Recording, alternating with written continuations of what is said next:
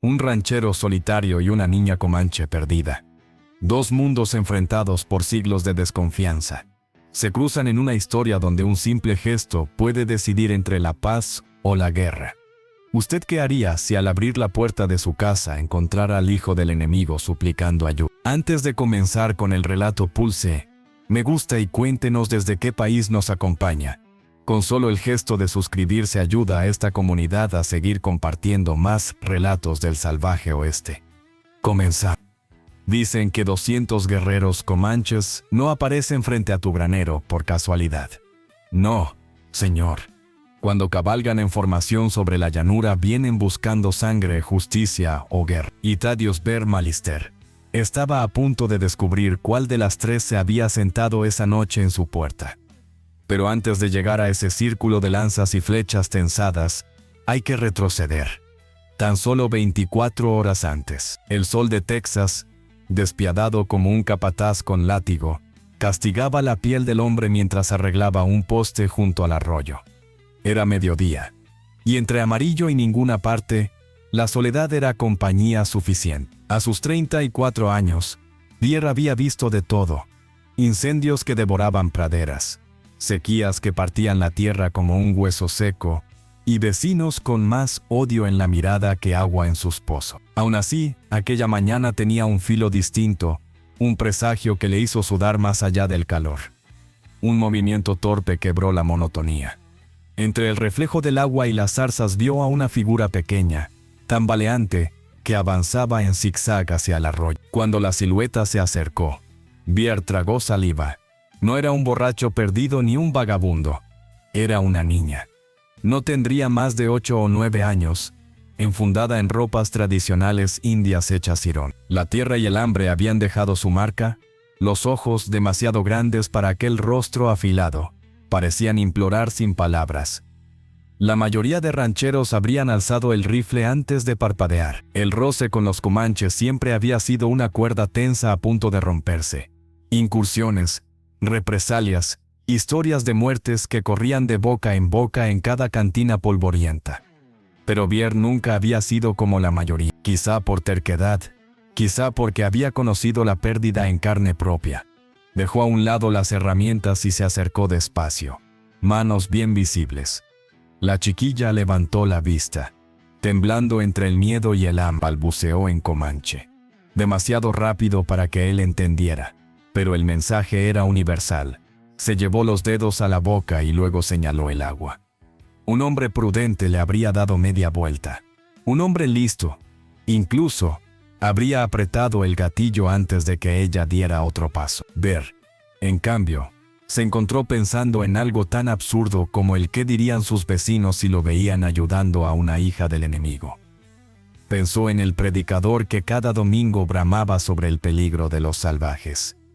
Pensó en lo fácil que sería ignorar aquel ruego. Y aún así, cuando los ojos oscuros de la niña lo perforaron, la decisión estuvo tomada. Sin pronunciar palabra, la levantó en brazos. Pesaba como un haz de paja, ligera y frágil. Su cuerpecillo temblaba contra el pecho de Deer. Y él no supo si era el miedo, la fiebre o el hambre el que la hacía vibrar como hoja en vendaval. La llevó a su cabaña, donde apenas cabían una cama, una mesa y un alma solitaria. Allí la depositó en su única silla y encendió el fogón. El aroma de un guiso de la noche anterior llenó la estancia. Por primera vez, la niña mostró un destello en la mirada, como si aquel olor fuese la primera chispa de esperanza en días. Mientras servía la comida, algo asomó bajo la tela desgarrada de su ropa. Era un collar, no uno cualquiera, sino un trabajo de cuentas intrincadas, con patrones que Deer reconoció al instante. Viejo Pete Morrison le había descrito esas cuentas hacía apenas una semana. Las del linaje de Jefe Toro Blanco, el caudillo más temido y respetado de toda la región. El corazón de Deer dio un brinco. Aquella niña no era solo una extraviada, era sangre real comanche. La hija de un hombre que podía reunir 200 jinetes en una noche y borrar su rancho del mapa como si nunca hubiera existido.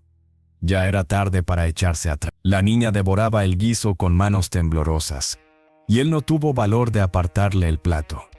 Afuera, en la vasta pradera, El viento soplaba con un rumor inquietante, como si la llanura entera hubiese escuchado aquel secreto.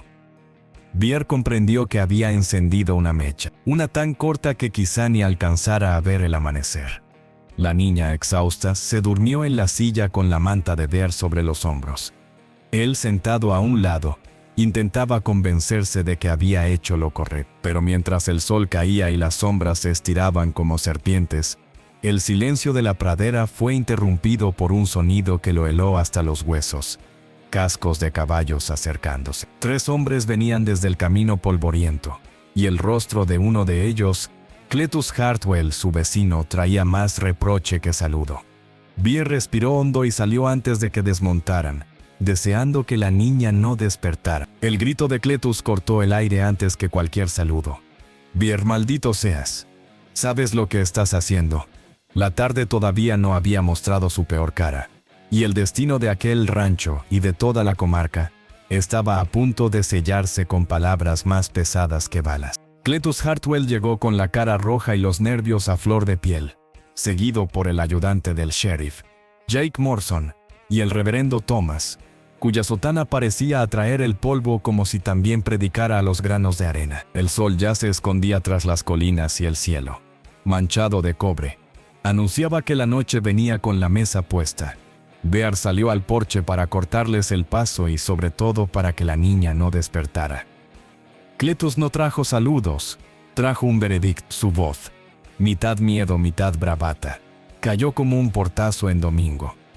Que si señales de humo en los montes, que si los comanches andaban buscando algo, o a alguien, que si en el pueblo olía a pólvora en el aire y a sermón en los bolsillos. Jake, que hablaba poco pero cargaba con la autoridad del metal, añadió que su padre había mandado aviso desde la ciudad. La hija del jefe Toro Blanco se había perdido hacía 3 días, en plena cacería, y la tormenta del norte la había deshilachado del resto de la partida. El reverendo Thomas cerró el cuadro con un susurro que pesó más que un grito. Hijo, ten cuidado con lo que amparas, no sea que la caridad te salga por la culata. Bier sintió la lengua seca como cuero viejo.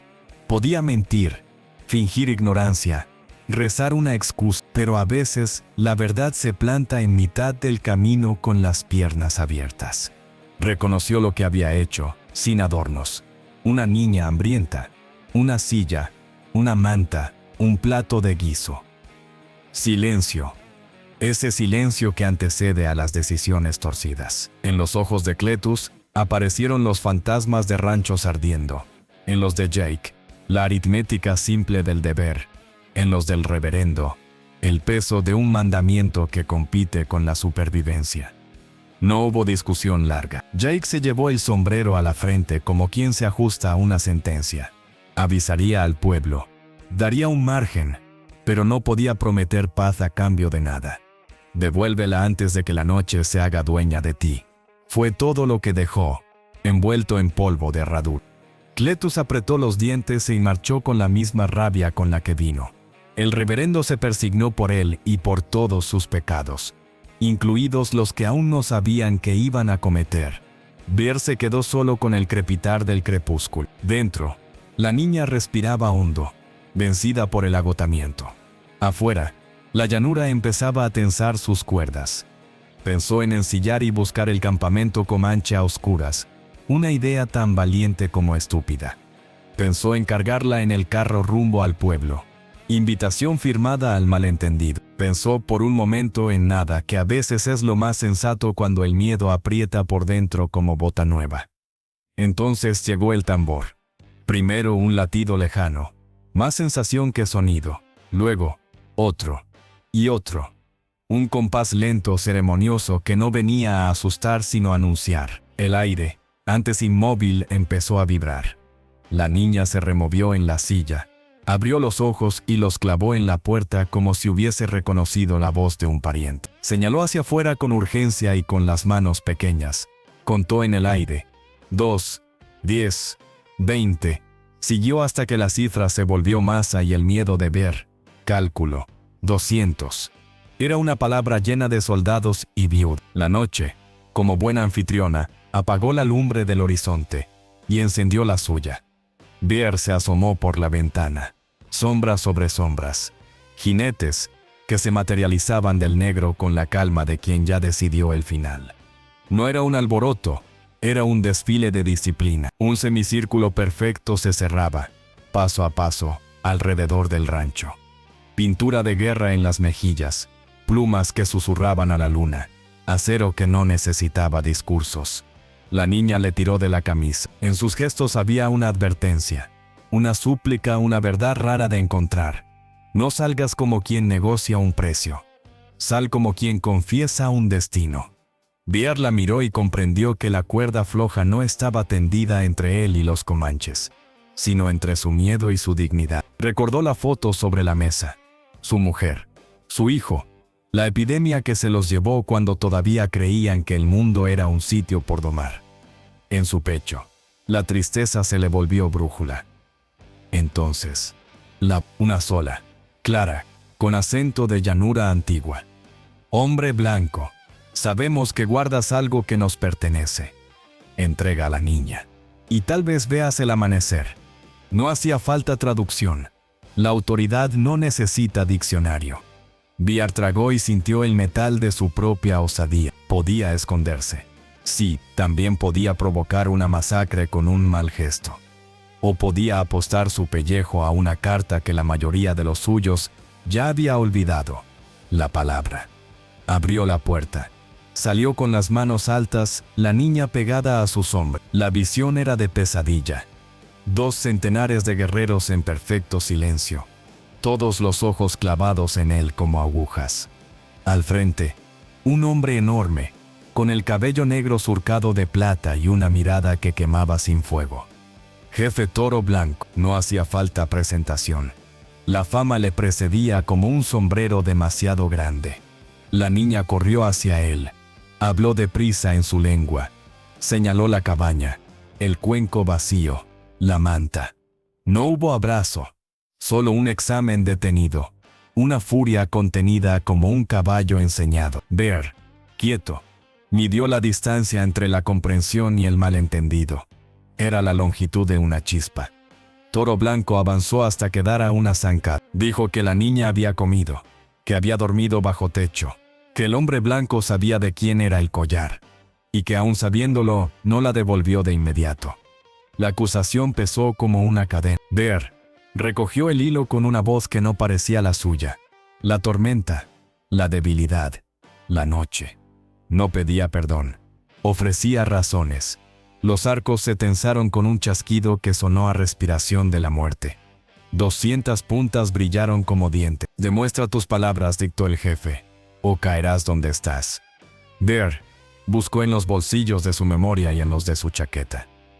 Encontró un retazo de tela enganchado en la cerca, prueba muda de que la niña no había sido casada sino hallada. El jefe lo sostuvo largo rato, y algo cambió, minúsculo, en la quietud de su rostro. Entraron los 3 en la cabaña. La niña señaló la silla, el cuenco, la manta. Sobre la mesa, la fotografía de la familia de Bear, rodeada de flores secas, decía lo que las palabras no saben decir. Toro Blanco la tomó con cuidado. Cuando habló, su voz dejó ver un pozo que no era de odio. Tú también has perdido. Bear asintió, con los ojos llenos de un agua antigua. Tal vez, pensó, la misericordia es un idioma que se aprende a golpe. Afuera, la cuerda del semicírculo se tensó otro punto. Dentro, en el espacio estrecho donde cupieron un duelo y una tregua, el destino eligió silla, y todavía no había amanecido. El aire dentro de la cabaña se podía cortar con cuchillo herrumbrado. El jefe Toro Blanco sostenía la foto de la familia de Bear entre sus manos curtidas, mientras la niña no paraba de hablar, agitando las manos y señalando a su protector con la insistencia de quien sabe que la verdad es cuestión de vida o muerte. Fuera, los 200 guerreros esperaban. El silencio de la llanura era engañoso. No había grillos, no había coyotes, solo respiraciones contenidas y el roce de plumas contra cuero. Era el silencio del acero afilado esperando orden. Toro Blanco devolvió la foto a la mesa con un respeto inesperado. Sus ojos, que al principio habían sido brasas de furia, ahora tenían un matiz distinto. Reconocimiento. Mi hija dice que le diste comida, cobijo y dignidad, traducía él mismo. Con voz grave. Dice que tuviste oportunidad de dañarla, y no lo hiciste. Vir apretó los puños. Su instinto era replicar, defenderse, gritar que nunca había sido su intención usarla. Pero algo le dijo que guardar silencio era más fuerte que protestar. El jefe prosiguió. Mis guerreros esperaban encontrar un ladrón, un secuestrador. Esperaban regresar con tu cuero cabelludo para mostrar justicia. Ahora ven a un hombre que actuó con compasión, y eso les confunde. La palabra confusión retumbó como trueno dentro de aquel pequeño cuarto. Bear comprendió que la bondad podía ser peligrosa en tierra donde lo normal era la venganza. Afuera, los guerreros empezaron a moverse inquietos, como caballos oliendo tormenta. Y entonces el destino tomó forma de un hombre, un guerrero con cicatriz que le atravesaba la cara y un nombre que pesaba como lanza. Flecha Rota. Dio un paso al frente, clavó su arma en el suelo y empezó a hablar en comanche con la voz cargada de rabia. Bear no entendió una sílaba, pero el tono era claro. Pedía sangre, la suya. Toro Blanco le respondió con firmeza, pero el murmullo entre los guerreros fue creciendo. Algunos se alinearon tras Flecha Rota, otros permanecieron fieles al jefe. El semicírculo que hasta entonces había sido una muralla perfecta empezó a agrietarse por dentro. Bear lo vio y supo que estaba asistiendo a algo peor que una amenaza personal. La división de todo un pueblo. La niña, que hasta ese momento había permanecido junto a su padre, hizo lo impensable. Se adelantó entre ambos hombres, pequeña frente a dos montañas, y habló con una fuerza que no parecía caberle en el pecho. Su voz, aguda y firme, se alzó en comanche, cargada de furia infantil y verdad incontestable. Aunque Bear no entendió las palabras, entendió el efecto. Los guerreros dejaron de murmurar. Algunos incluso bajaron los arcos. Flecha Rota, sorprendido, bajó la vista por un instante. La niña no solo hablaba, acusaba, preguntaba, señalaba el corazón de cada hombre allí reunido. Toro Blanco tradujo en voz baja, como quien no quiere interrumpir la magia. Les pregunta si tienen hijos. Les pregunta qué querrían si los suyos se perdieran en la pradera. Un disparo de rifle o un plato de comida. El silencio volvió a caer, pero era distinto. No era la calma que precede a la tormenta, sino la pausa de quien duda. Flecha Rota respondió con un gruñido, escupiendo la palabra que Bear sí entendió. Wasichu, hombre blanco, veneno en la lengua. Pero la niña no se echó atrás. Dio un paso más, y con las manos pequeñas en los puños, lanzó un torrente de palabras que hizo temblar hasta a los más jóvenes. Toro Blanco tradujo otra vez, aunque esta vez con un matiz de sorpresa en la voz. Dice que si castigamos la misericordia, nos convertimos en los monstruos que los soldados creen que somos. Dice que si llamamos enemigo al hombre que salvó a una niña hambrienta, entonces el enemigo somos nosotros mismos. El eco de esas frases recorrió el círculo de guerreros, como viento que cambia de dirección. Flecha Rota bajó su lanza, no por rendición, sino porque ya no tenía argumentos. Toro Blanco miró a Bear con nuevos ojos. Mi hija ha transformado una partida de guerra en un consejo de ancianos. Pero ahora queda lo más difícil, probar ante los nuestros que ella no se equivoca contigo. Bear tragó saliva. ¿Cómo se hace eso? El jefe señaló su caballo, que esperaba como una estatua bajo la luna. Vendrás con nosotros esta noche, ante el consejo de ancianos, donde las palabras pesan más que las flechas. Allí sabremos si eres aliado o enemigo. ¿Estás dispuesto a apostar tu vida a la palabra de una niña? Bear miró a la pequeña. Sus ojos, los mismos que le habían suplicado comida unas horas antes, ahora brillaban con determinación.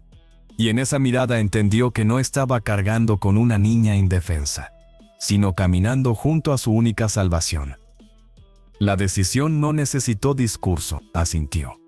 La llanura se abrió en un camino secreto que él nunca había visto. Y bajo la vigilancia de 200 guerreros, Bear cabalgó hacia el corazón del campamento comanche, donde la noche no prometía sueño, sino juicio. El viaje hacia el campamento comanche fue un trayecto envuelto en sombras y secretos.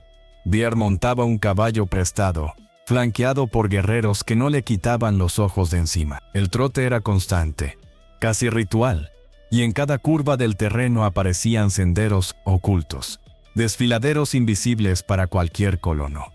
Bier comprendió que se estaba adentrando en un mundo vedado a los suyos, un mapa que solo los comanches conocían de memoria. La niña, montada junto a su padre, giraba de vez en cuando la cabeza para mirarlo. Ya no eran los ojos suplicantes de la tarde, sino los de alguien que carga con una certeza demasiado grande para su edad. Bier sintió que, de alguna forma, aquella pequeña se había convertido en su abogada, su juez y su única testigo. 3 horas más tarde, un resplandor naranja quebró la negrura. El campamento apareció como un archipiélago de hogueras, cada una rodeada de sombras parlantes. El aire olía a humo de leña, cuero húmedo y carne asada. Docenas de niños correteaban descalzos, interrumpiendo sus juegos para mirar con curiosidad al hombre blanco que llegaba escoltado como prisionero y huésped al mismo tiempo. El corazón del campamento era un círculo amplio, delimitado por pieles tensadas y palos sagrados. Allí aguardaban 7 ancianos sentados en semicírculo, sus rostros surcados de arrugas que parecían mapas de batallas pasadas. Nadie habló cuando Bier bajó del caballo. Solo el crepitar del fuego central llenaba el silencio. Toro Blanco lo condujo hasta el centro y habló con voz que era a la vez trueno y sermón. Este hombre halló a mi hija cuando el hambre y la tormenta casi la vencían. La alimentó, le dio abrigo, pero algunos dicen que la retuvo para usarla como moneda. Hemos venido a decidir si merece morir o si los espíritus lo pusieron en nuestro camino por una razón distinta. Las palabras fueron recibidas con murmullos, algunos incrédulos, otros cargados de ira. Flecha Rota dio un paso adelante, el rostro endurecido por la cicatriz y la rabia. Argumentó con vehemencia que ningún hombre blanco era digno de confianza, que la historia entera estaba escrita con su traición. Sus seguidores asintieron, los ojos ardiendo con deseos de justicia rápida. Bier no entendía las frases, pero reconocía la melodía del odio. La había oído en cantinas, en sermones, en los silencios de vecinos que lo miraban con recelo. Se preparó para lo peor, consciente de que sus palabras, incluso si fueran traducidas, tal vez no valieran nada frente a siglos de heridas abiertas. Toro Blanco tradujo parte del debate, lo suficiente para que Bier supiera en qué barro estaba metido. Después, la niña se adelantó. Nadie la había llamado, pero su paso era firme, como si los espíritus la hubiesen empujado al centro. Habló largo rato, sin temblor en la voz, relatando cómo se perdió, cómo la tormenta la había arrojado lejos de su gente, cómo había llegado tambaleante hasta el rancho del hombre blanco. Cada gesto suyo recreaba la escena, el cuenco de comida, la manta, la silla. Al final, su mirada se posó en Bier y sonrió con gratitud sincera, como si esas palabras fueran el pago que él nunca había pedido. Uno de los ancianos, el mayor de todos, con la cabellera blanca como ceniza y los ojos hundidos en pliegues de sabiduría, la interrumpió con una sola pregunta. El campamento entero contuvo la respiración. La niña respondió de inmediato, con la seguridad de quien no conoce la duda. Toro Blanco tradujo en voz baja para Bier. Le ha preguntado si cree que este hombre arriesgaría su vida otra vez por salvar a un niño comanche. Y ella ha dicho que sí, sin dudar un segundo. Las palabras se clavaron en Bier como lanza dulce y cruel a la vez. Sintió el peso de una promesa que aún no había hecho, pero que ya lo ataba. Los ancianos conversaron entre ellos, murmurando como viento entre ramas secas. Bier esperaba la sentencia como quien espera el disparo final de un pelotón. Su pecho ardía con la pregunta. ¿Merecía su compasión tanto riesgo, tanta sangre contenida? Al fin, el anciano de cabellos blancos se incorporó con lentitud. Su voz, quebrada pero firme, salió como dictamen de los dioses. Los espíritus nos han probado esta noche, no para medir nuestro odio, sino para ver si sabemos reconocer cuando la misericordia merece ser devuelta. Toro Blanco tradujo palabra por palabra, y Bier apenas podía creerlo. Se te dará paso seguro a tu tierra, continuó el jefe. Más aún, nuestra tribu te protegerá. Ningún comanche que te hiera o robe responderá solo ante ti, sino ante este consejo. El aire se llenó de murmullos. Algunos de incredulidad, otros de descontento. Flecha Rota apretó los dientes, pero no habló. El anciano, sin embargo, no había terminado. Su mirada se volvió hacia Beer, y Toro Blanco tradujo con solemnidad, con una condición, que si alguno de los nuestros llega a tu puerta hambriento, herido o perdido, le darás la misma bondad que diste a la hija de nuestro jefe. Beer, con la garganta seca, respondió sin pensarlo. Lo juro. El murmullo se transformó en un suspiro colectivo. La niña corrió hacia él, lo abrazó fuerte y por primera vez habló en inglés quebrado. Tú me salvaste. Ahora yo te salvo a ti. El fuego crepitó, testigo de un pacto sellado no con armas, sino con promesas. Y aunque la noche aún guardaba peligros, Beer supo que había cruzado un umbral del que no se regresa igual. El amanecer encontró a Beer todavía con el corazón acelerado, como si hubiera cabalgado toda la noche sin descanso. Pero lo cierto era que había regresado vivo, acompañado no de verdugos, sino de una escolta de honor. Aquellos mismos guerreros que horas antes apuntaban sus flechas a su pecho, ahora lo rodeaban con solemnidad, llevando la noticia de lo ocurrido como un fuego que debía propagarse. El campamento comanche quedaba atrás, envuelto en humo de hogueras y cantos rituales que se desvanecían con la luz. Beer avanzaba en silencio, la mente desbordada por lo vivido. Nunca se había sentido tan pequeño frente a la historia y al mismo tiempo, nunca tan responsable de lo que pudiera venir después. La niña cabalgaba junto a él, erguida como si ya no fuese la perdida de la tormenta, sino la voz que había desafiado a guerreros y ancianos. Cada tanto lo miraba y sonreía con timidez, como si compartieran un secreto que ni siquiera el jefe podía descifrar. Beer, al verla, sintió que aquella criatura había cambiado no solo su destino, sino el rumbo de toda la región. Cuando el rancho apareció en el horizonte, el alma se le encogió. La silueta de su humilde cabaña parecía aún más frágil después de haber estado rodeado de 200 guerreros. La tierra que había trabajado con sus manos se veía pequeña, casi ridícula frente a la magnitud de lo que acababa de sobrevivir. Pero era suya. Y ahora, por primera vez, también era un puente entre dos mundos. Los guerreros lo dejaron en la entrada, con un gesto solemne. No hubo palabras, solo una reverencia breve que decía: el consejo habló, y tu vida ahora está unida a la nuestra. El jefe Toro Blanco se acercó, montado sobre su imponente corcel, y le habló con voz grave: no olvides lo que prometiste. No eres nuestro hermano, todavía, pero desde anoche, ya no eres solo un enemigo. Beer asintió, consciente de que esas palabras eran tanto bendición como advertencia. Luego vio a la niña bajarse del caballo y correr hacia él. No dijo nada, solo le entregó un pequeño objeto de cuentas de colores. Era un amuleto, sencillo pero cargado de símbolos. Para que recuerdes, explicó Toro Blanco antes de girar las riendas. La partida se alejó como había llegado, en silencio, con la disciplina de un río que se retira sin perder fuerza. Beer quedó solo en el porche, sosteniendo el amuleto en una mano y el recuerdo de la noche en la otra. El día transcurrió extraño. Los vecinos llegaron al atardecer, ansiosos por saber si aún respiraba. Cletus, el primero en hablar, se quedó mudo al ver el rancho intacto. El reverendo murmuró una oración de alivio y miedo mezclados. Jake Morrison escuchó en silencio la explicación de Beer, y al final solo dijo: entonces ahora vives bajo la protección de Toro Blanco. Eso no sé si es bendición o condena. Beer respondió con una media sonrisa cansada: yo tampoco lo sé. Los días siguientes trajeron rumores, que los comanches habían pactado tregua con un hombre blanco, que el jefe había permitido lo impensable, que la niña de Toro Blanco se había convertido en mediador. En la taberna, las historias crecían como pasto tras la lluvia, y no todos veían con buenos ojos que Beer se convirtiera en símbolo de una alianza. Pero en el rancho, la realidad era más sencilla. Beer trabajaba la tierra, reparaba cercas, cuidaba su ganado, solo que de vez en cuando aparecía en el horizonte una silueta comanche, un guerrero herido, una familia perdida en tormenta, un anciano que buscaba agua. Y Beer, recordando la promesa hecha ante el fuego sagrado, abría la puerta, compartía pan, daba refugio ofrecía ayuda sin preguntar. El rumor corrió también entre los comanches.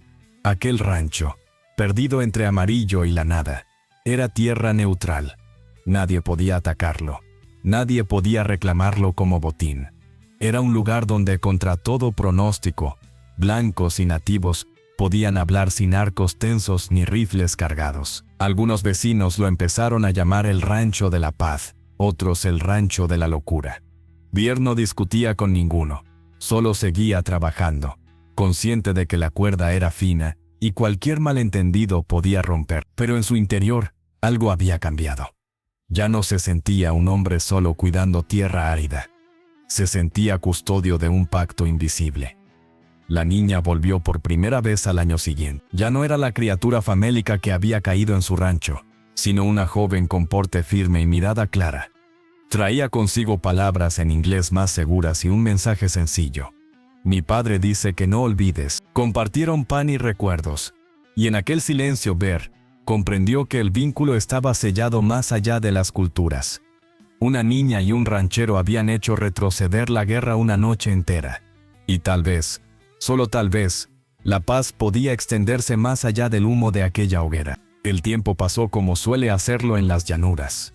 Lento a la vista, pero veloz cuando uno echa la vista atrás. El rancho de Bear, que había sido apenas un puñado de maderas y un hombre testarudo, comenzó a convertirse en un punto señalado en los mapas invisibles de la frontera. Allí, entre Amarillo y la nada, había surgido un lugar extraño. Un rincón donde las botas polvorientas de los colonos podían encontrarse con los mocasines silenciosos de los comanches sin que el hierro hablara primero. No todos lo entendieron. Para muchos rancheros vecinos, Bear había cruzado la línea del sentido común. El que cena con lobos termina siendo hueso, mascullaban en la cantina.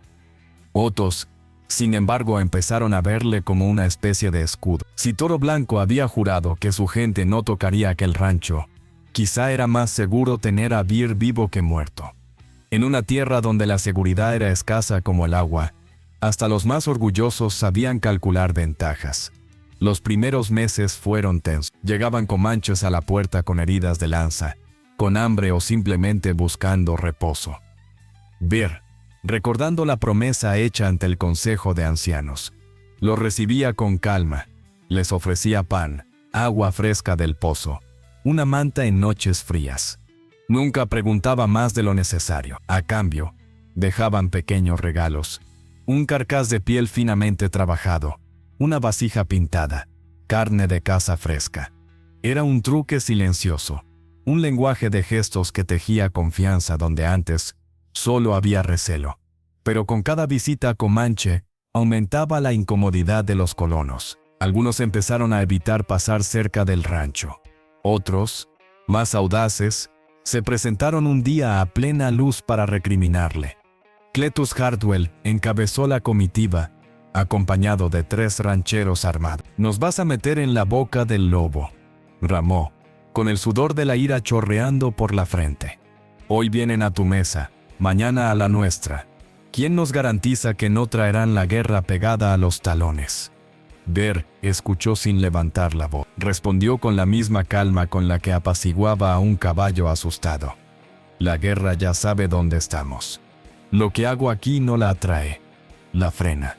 No convenció a todos, claro, pero la semilla de la duda quedó plantada. El reverendo Thomas, que también había llegado, observó en silencio la escena y luego murmuró: «Quizá la providencia eligió este rancho para enseñarnos otra manera de sobrevivir». Sus palabras no acallaron las críticas, pero sí hicieron que algunos hombres pensaran 2 veces antes de levantar un rifle.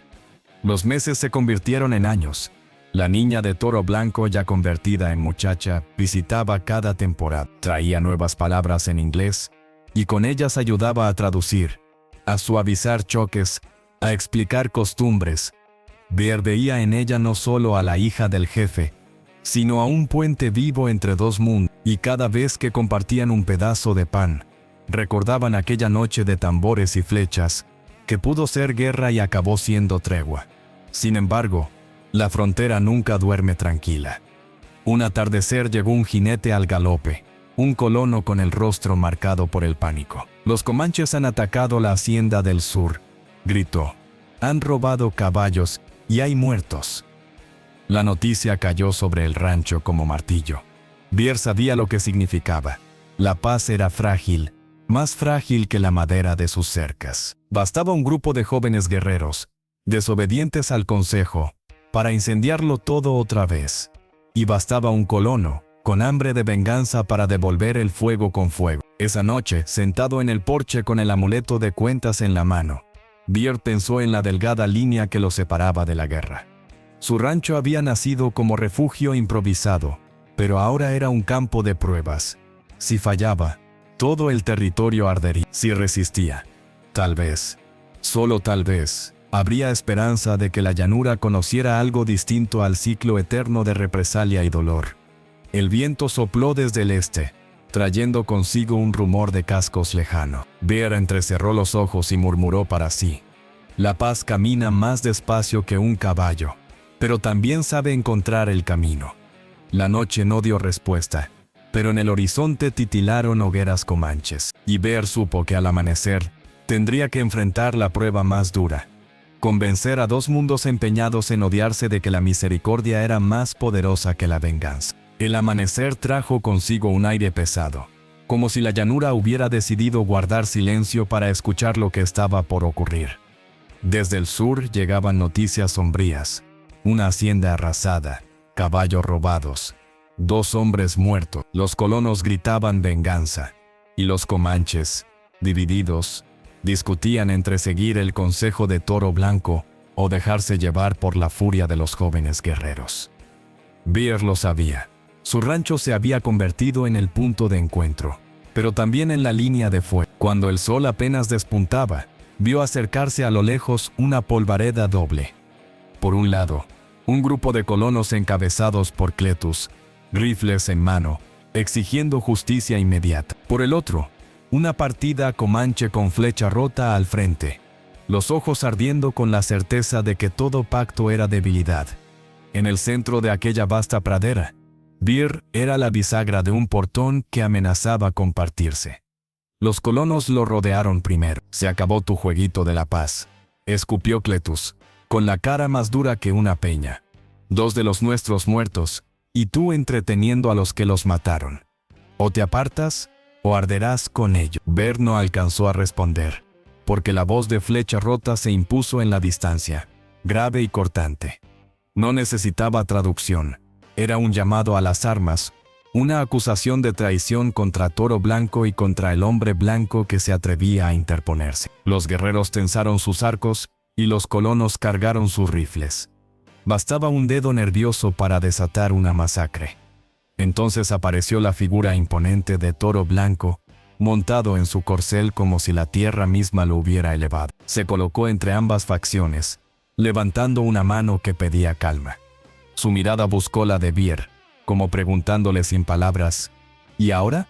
Beer respiró hondo, sabiendo que no tenía armas suficientes para detener el desastre.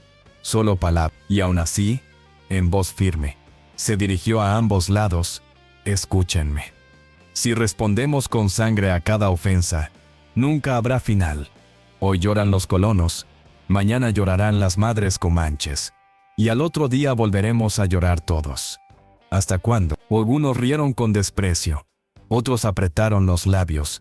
Flecha Rota se adelantó con su lanza y bramó que la venganza era la única ley verdadera.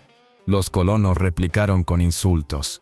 El círculo estaba a punto de romperse cuando la joven, la hija de Toro Blanco, dio un paso al frente. Ya no era la niña perdida que Beer había encontrado junto al arroyo, sino una muchacha con voz clara y ojos que no conocían el miedo. Habló en comanche primero, luego en inglés torpe pero entendible. Señaló a Beer, recordó ante todos cómo la había salvado, cómo había demostrado que la misericordia no era debilidad. «¿No ven?», dijo. «Él pudo matarme, pero me dio pan. Si ahora matamos por rabia, ¿en qué nos diferenciamos de lo que más odiamos?». Las palabras atravesaron el aire como flechas invisibles. El silencio fue inmediato, no por obediencia, sino por impacto. Incluso Flecha Rota, con el rostro endurecido, dudó un instante. Cletus bajó un poco el rifle, indeciso. Toro Blanco aprovechó esa grieta. «Si permitimos que la venganza gobierne», tronó su voz, Entonces todo lo que mi hija defendió esa noche no valdrá nada. Ver levantó el amuleto de cuentas que la niña le había regalado. Lo mostró a ambos grupos. Este pequeño objeto vale más que todas vuestras armas, dijo, porque simboliza la palabra dada. Yo hice una promesa. Y si rompo mi palabra no merezco vivir en esta tierra. La tensión seguía viva, pero algo se había movido. Los guerreros intercambiaban miradas. Los colonos murmuraban entre sí. No era la paz, no todavía, pero sí una pausa. Una oportunidad. Flecha Rota bajó la lanza con un gesto brusco, como quien escupe un mal sabor. Que decida el consejo otra vez, dijo con rencor. Pero si vuelven a atacarnos, no habrá palabras que nos detengan. Cletus, tras un largo silencio, asintió con la mandíbula apretada. Y si vuelven a caer ranchos, tampoco esperes que te sigamos. Ver, el enfrentamiento se disolvió sin sangre, como un duelo suspendido en el aire. Pero Ver sabía que aquello no era una victoria. Era apenas un respiro. Una tregua sostenida por el delgado hilo de la confianza. Y por la voz de una joven que había aprendido a hablar en dos mundos. Aquella noche, Ver se sentó en el porche, mirando las estrellas que titilaban como brasas lejanas. No sabía si al día siguiente la llanura despertaría en paz o envuelta en fuego. Pero comprendió que su vida, sencilla hasta hacía poco, se había convertido en frontera viva, y que mientras respirara, sería él quien cargara con la tarea de mantener esa delgada línea intacta. Los años fueron pasando como el polvo que arrastra el viento. Primero se asienta en la piel, luego se vuelve parte de los huesos. Ver Malister envejeció en su rancho, ese pedazo de tierra entre Amarillo y la nada que, contra todo pronóstico, había dejado de ser frontera de guerra para convertirse en un pequeño refugio de paz. Nunca se hizo rico. Sus cercas seguían cediendo con la misma testarudez que siempre. El ganado no multiplicó milagrosamente, y el tejado de la cabaña necesitaba más clavos de los que Ver podía contar. Pero en los ojos de quienes lo visitaban, colonos temerosos, guerreros cansados, viajeros perdidos, había algo que valía más que el oro: confianza. Toro Blanco cumplió su palabra. Mientras vivió, ningún comanche osó tocar el rancho de Malister. Y cuando la furia juvenil buscaba pelea, era la voz del jefe, o la de su hija convertida ya en mujer, la que recordaba a todos aquella noche de tambores y flechas, que pudo ser un baño de sangre y acabó en pacto. Los colonos, al principio recelosos, poco a poco fueron reconociendo la utilidad de tener un lugar donde hablar sin pólvora de por medio. El reverendo Thomas predicaba que la paz también podía tener un altar en medio de la pradera. Incluso Cletus, terco como mula vieja, acabó bebiendo café en la mesa de Ver junto a guerreros comanches, resoplando pero aceptando que quizá aquel vecino loco había tenido razón. Cada año, el mismo día, la hija de Toro Blanco aparecía en el rancho. Ya no era la niña famélica que Ver levantó junto al arroyo, sino una mujer fuerte respetada entre los suyos. Traía regalos sencillos, hierbas curativas, carne seca, cuentas de colores, y compartía pan con Ver en silencio. Era su forma de conmemorar aquel instante en que la misericordia derrotó al miedo. Para Ver, esos encuentros eran bálsamo y recordatorio. Nunca volvió a formar una familia propia, pero en aquella joven encontró un lazo más fuerte que la sangre, el de dos almas, que una noche habían salvado la vida del otro. El tiempo, sin embargo, no perdona. A los 73 años, Ver murió en su cama, rodeado no de parientes de sangre, sino de amigos de ambos mundos. Colonos y comanches se reunieron para despedirlo. Un hecho insólito en aquellas tierras. Junto a la cruz de madera que marcaba su tumba, alguien dejó el amuleto de cuentas que la niña, ya mujer, le había regalado décadas atrás. Cuentan que en los años siguientes, aquel rancho siguió siendo tierra neutra. Los ancianos comanches lo recordaban como el lugar donde un hombre blanco aprendió a escuchar. Los colonos lo nombraban la granja de la tregua, y la joven que una vez mendigó pan se convirtió en traductora y mediadora, defendiendo la paz con la misma fuerza con que su padre había blandido la guerra. La historia de Thaddeus Ver Malister nunca salió en los periódicos ni llegó a las grandes ciudades, pero en la llanura, donde el viento guarda secretos y la tierra se alimenta de memoria, su nombre quedó grabado como el de aquel hombre que, una vez, eligió dar un plato de guiso en vez de un disparo. Y así, bajo un cielo sin límites, el eco de su decisión siguió resonando como un viejo tambor de guerra que alguien por fin había aprendido a tocar con compás de paz. Y así terminó la vida de Bear Malister, el ranchero que descubrió que un gesto de misericordia podía cambiar el destino de toda una frontera. Su nombre no salió en los libros, pero en las llanuras quedó grabado como el hombre que eligió dar pan en lugar de polvo. Si esta historia le conmovió, nos ayudaría mucho si deja un comentario y la comparte con quienes aman el viejo oeste, con solo el gesto de suscribirse. Ayuda a esta comunidad a seguir trayendo más relatos de coraje y frontera. Su apoyo mantiene vivo este viaje por el salvaje oeste. Gracias, compañero.